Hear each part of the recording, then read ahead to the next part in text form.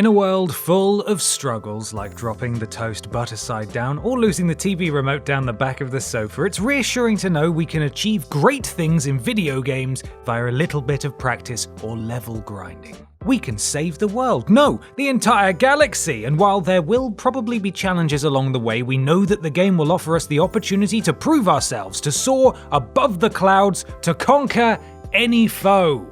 Well, most of the time. You see, some games are intent on ruining your day by including unwinnable battles, unavoidable deaths, and mandatory failure, leaving us with little choice except to petulantly stamp our feet and whinge it's just not fair. There may be an underlying lesson to learn about accepting failure or some other nonsense, but that doesn't stop us from being particularly frustrated about developers including obligatory defeat in our precious power fantasies.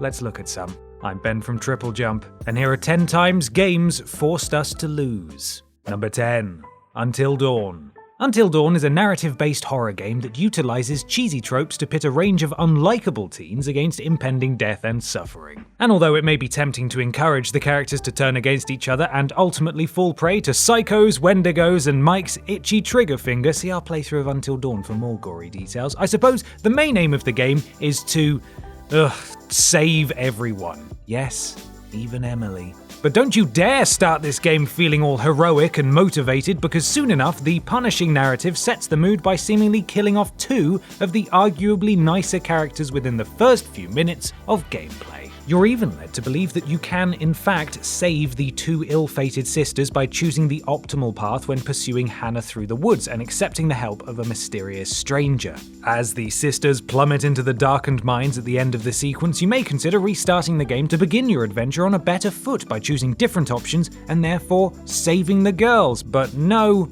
tough luck. The choices don't actually matter. Try as you might, you cannot save Hannah or Beth from their fate, regardless of how the game presents the illusion of choice at this stage. Although Until Dawn flaunts its butterfly effect principle and how your choices matter, the entire story hinges on the twins dying at the start. So essentially, your choices matter in about 10 minutes or so after actually starting the game.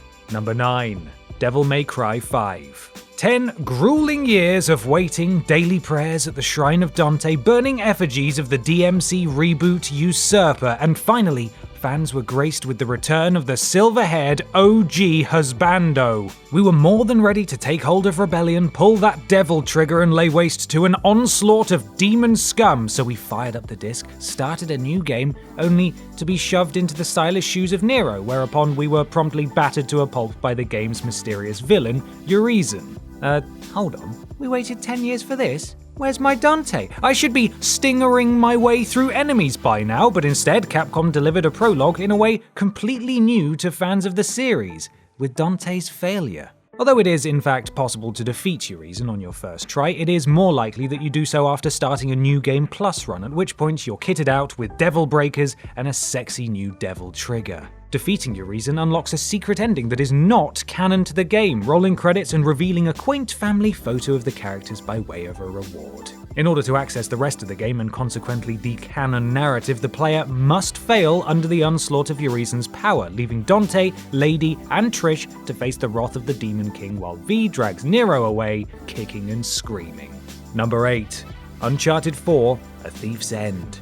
Uncharted 4's Nadine Ross is the walking embodiment of an unyielding, insurmountable barrier to progression. Plus, she's super strong and cool and has nice arms. This kick-ass, no-nonsense gal doesn't even give Drake the chance to counter any of her strikes, instead mercilessly laying the smackdown on our hero without even breaking a sweat. Up until this point, Drake has solved the mystery of El Dorado and consequently cast it into the ocean, located and destroyed Shambhala with the help of Chloe, defeated Yetis that aren't actually Yetis, and, you know what, there's not actually enough time to delve into all of Drake's adventures in this list, so let's just summarize them as slaughtered many dudes, desecrated insurmountable sites of cultural heritage, and had great hair throughout. Now, back to Nadine. No matter how hard the player mashes their controller, the game always ensures that she triumphs. Even when Drake teams up with his brother later in the game, she still reigns supreme. Of course, this ties into the main narrative as well as the characterization of Nadine as a toughened mercenary turned treasure hunter, so we can understand why the game included this mandatory defeat. Number 7. God of War 2.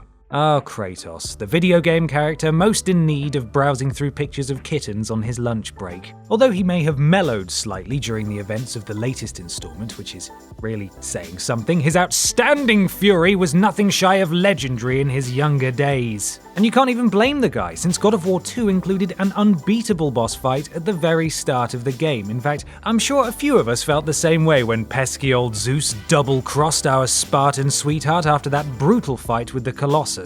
Since raining blood and rage down upon Greece during the original God of War, it was horrifying to watch Zeus trick Kratos into abandoning his powers before killing our beloved anti-hero and casting him into the underworld. No longer able to wield the Blades of Chaos like an absolute big boy legend, Kratos was left vulnerable, and even though the Blade of Olympus lands directly before him, he's unable to retrieve his godly powers before the King of Olympus seizes the sword and engages in an unbeatable battle. Stubborn as ever, Kratos denies fealty to Zeus and instead witnesses the destruction of his Spartan army before succumbing to his own fatal wounds. And no matter how angry Kratos, or the player, becomes during this battle, his defeat is unavoidable. Yes, definitely going to need more cute kitten pictures. Number 6. Sekiro.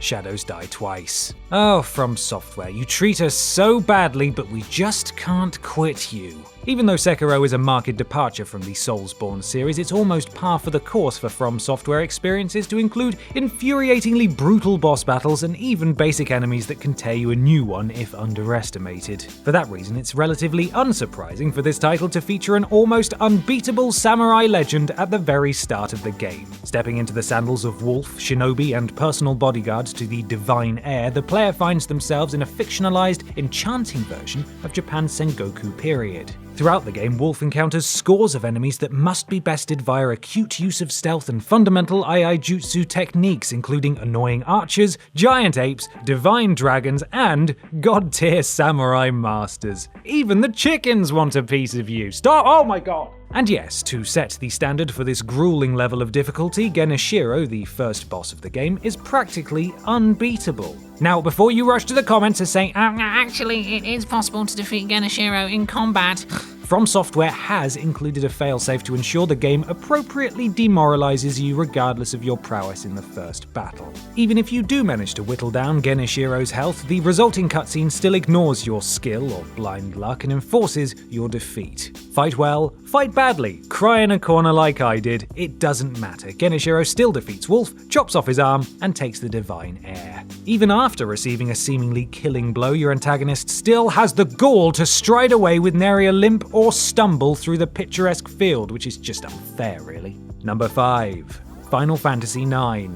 Including unbeatable boss battles is not a new concept for JRPGs. In fact, trying to find a game of this genre without an immortal boss or character that doesn't take at least 3 fights to defeat is probably more difficult than the hopeless battles themselves. Final Fantasy IX scores very highly on unbeatable enemy bingo because not only does it include a character that is programmed to defeat the player every single time, but it also makes you fight her multiple times to no avail. That's right, if one destined defeat wasn't bad enough, then you have to fight Beatrix 3 achingly infuriating times, suffering hopeless defeat on every occasion.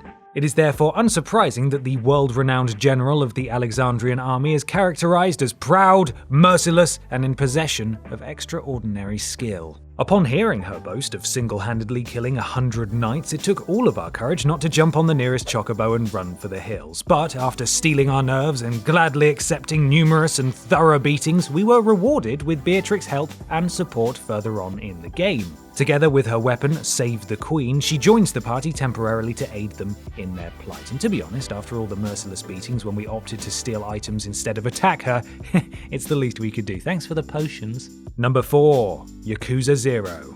Being the 6th game in the series, and also the Zero if you consider its identity as a prequel, we assumed that Yakuza Zero would deliver the same action-adventure take on Japanese gang culture as the previous titles. Just an arcadey yet gritty depiction of the dark underbelly of organized crime, right? Well, not quite. The series has always maintained a wacky approach, especially through its strange side quests, resulting in a wonderful combination of crime drama and absolutely bonkers minigames. In particular, the crown for the most bizarre side quest must be granted to the dance-off with the king of pop, Miracle Johnson. As you would expect, there is absolutely no way for Kiryu to defeat Miracle in this godly dance-off. In fact, the more points you get, the more he gets. So just to confirm, Yakuza Zero features an unbeatable battle against a Michael Jackson clone, after which the player is rewarded with cheesy dialogue, an excessive amount of moonwalking, and a gargantuan number of song references. Oh, and of course, Miracle can also be employed as an advisor for the real estate business that Kiryu takes over. Possessing a 5-star rating, the highest possible rank for advisors, Miracle Johnson also has double stats for entertainment and commerce business, because video games, I suppose. Number 3.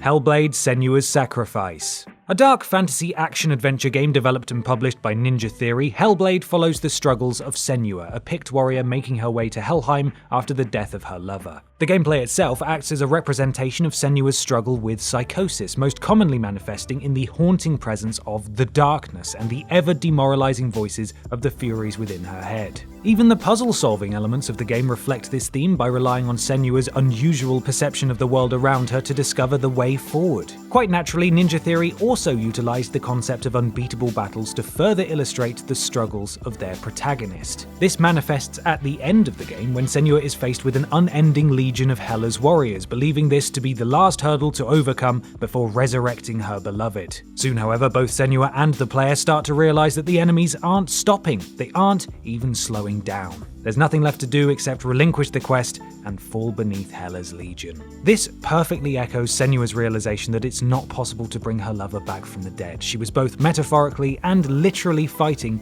an unbeatable battle. After all the struggles, Senua must finally say her goodbyes and free herself from the crushing darkness that had forced her to desperately fight against the original undefeatable boss, death itself. Number 2. Metal Gear Solid 3: Snake Eater. Next up, I am thrilled to introduce my personal super-duper best friend, Kojima-san!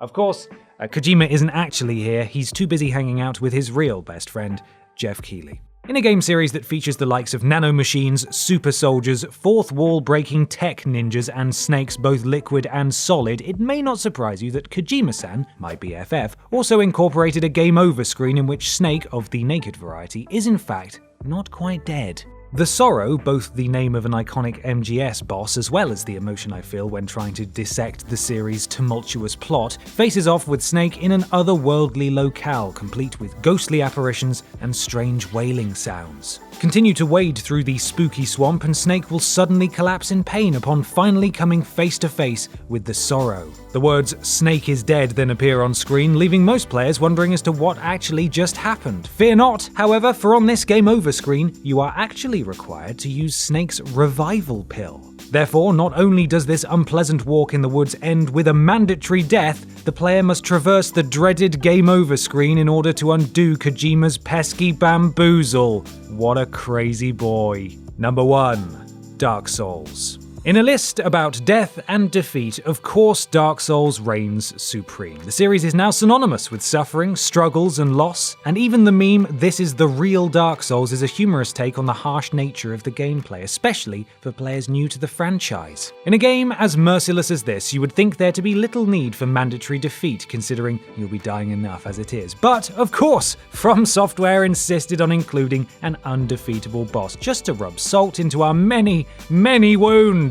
If you're skillful or lucky enough to have a zero deaths run, by the time you discover the second elevator in Duke's archives, your reign of triumph will come to an end. Ascend the elevator and continue through the crystallized corridor to encounter the fog gate for Seath The Scaleless. This boss, a dragon born without the stone scales of the everlasting dragons, once brought his own race to the brink of extinction, so who are you to stand against him? After much research in the Duke's archives, Seath unlocked the key to immortality via use of the primordial crystal, so it stands to reason that the player needs to first destroy the crystal in order to defeat him. Upon first encountering Seath, however, there is little the player can do except embrace death. Yes, to continue the game, Seath must kill the player, spawning them in a new location to try a different tactic. After suffering yet another mandatory defeat at the hands of those dastardly FromSoft developers, be sure to pick up your sword, grab some Estus, and try again.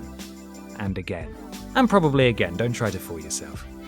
And there we have it. Those darned video games have royally screwed us over many times with unbeatable enemies, but have you encountered any more examples other than the ones listed here? Let us know in the comments below, and perhaps we can all lend a collective shoulder to cry on as we all mourn our losses together. You can follow myself and TripleJump on Twitter here, and while you're at it, why not support the things you enjoy by having a look at our Patreon? Finally, don't forget to like the video, share it with your friends, and subscribe to the channel. I'm Ben from TripleJump, and thanks for watching.